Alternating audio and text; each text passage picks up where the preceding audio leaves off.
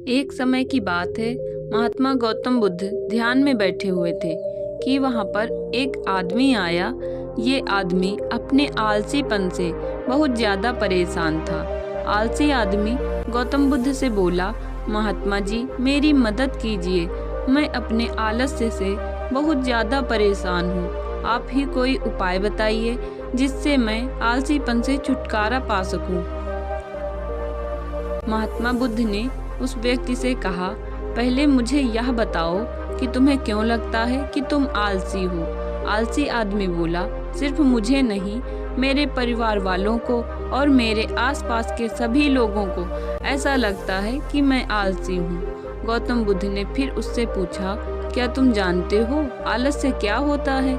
आलसी व्यक्ति बोला, नहीं मैं नहीं जानता, किंतु मैं इतना जरूर जानता हूँ कि आलस्य बहुत बुरी चीज है जिसकी वजह से मुझे बहुत नुकसान हुआ है जीवन में। गौतम बुद्ध बोले, जिस परेशानी से तुम छुटकारा पाना चाहते हो, पहले उसके बारे में पूरी जानकारी ले लोगे तो उससे छुटकारा पाना आसान हो जाएगा। आलसी व्यक्ति बोला, भगवान इतनी बुद्धि तो मुझ में नहीं है, आप ही मुझे इस समस्या के बारे में जानकारी दीजिए। गौतम बुद्ध बोले, आलस्य एक मानसिक अवस्था है, एक विचार है जिसे जाने अनजाने में मनुष्य खुद ही जन्म देते हैं। आलस्य दो मूलभूत कारणों की वजह से ही जन्म लेता है, एक है शारीरिक कारण और दूसरा है मानसिक कारण। शारीरिक कारणों में पहला कारण है गलत तरह का भोजन। हम सभी जानते हैं कि हमारे शरीर को भोजन से ऊर्जा मिलती है और यह ऊर्जा सजीव चीजों से मिले तो अच्छी, यानी कि प्राकृतिक रूप से जो हमें भोजन की वस्तुएं प्राप्त होती हैं उनसे अगर यह ऊर्जा मिले तो हमारा शरीर इससे अच्छी ऊर्जा प्राप्त करता है। इससे उल्टा यदि हम निर्जीव वस्तुओं से ऊर्जा प्राप्त करते हैं तो यह हमें आलस्य की ओर लेकर जाती है।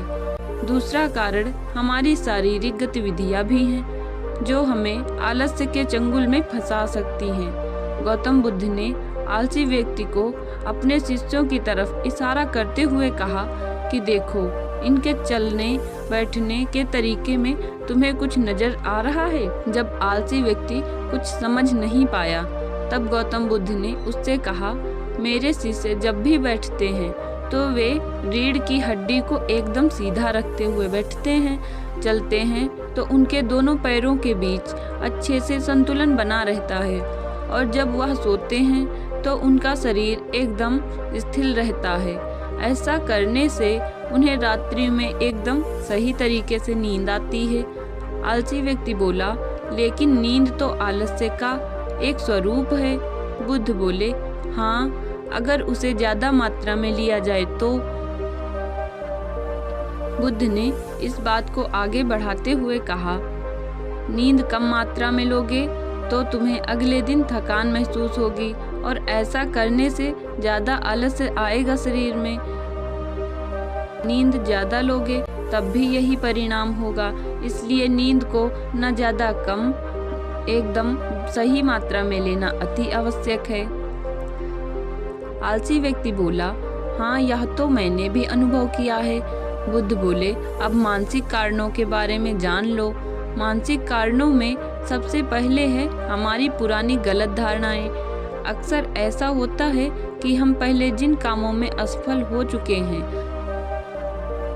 हमारे अंदर ऐसी भावनाएं बन जाती हैं कि हम उस काम में हमेशा असफल होते रहेंगे, जिस वजह से हमें उस काम को करने में आलस आता है।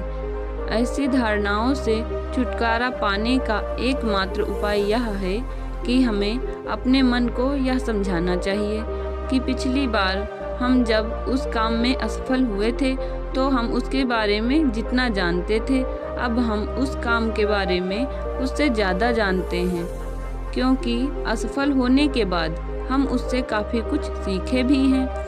बुद्ध बोले, दूसरा कारण है आलसी और कामचोर लोगों की संगत। कई बार ऐसा होता है कि हम आलसी नहीं होते, मगर जिनके साथ हम रहते हैं हम उन जैसे बनने लगते हैं। इससे छुटकारा पाने का उपाय बहुत सरल है। कामचोर और आलसी व्यक्तियों से दूर रहो। ऐसे व्यक्तियों की संगत में रहो जो अपने काम को बड़ी लगन से करते हैं और तुम्हें कुछ सिखा पाएं।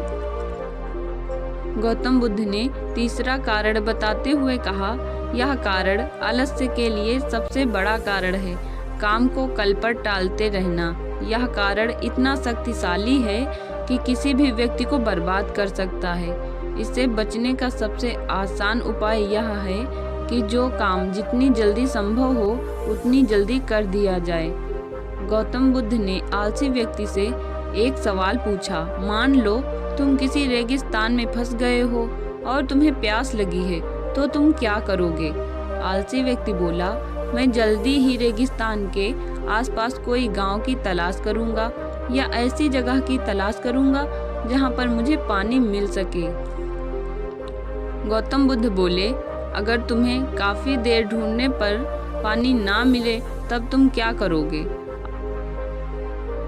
आलसी व्यक्ति बोला, मैं तब भी अपनी तलाश जारी रखूंगा, क्योंकि ऐसी परिस्थिति में मेरे पास कोई और दूसरा विकल्प तो होगा ही नहीं।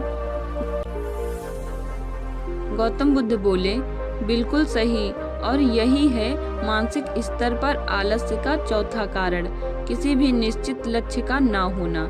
यह भी आलस्य की ओर लेकर जाता है। अब सुनो पांचवें कारण के बारे में।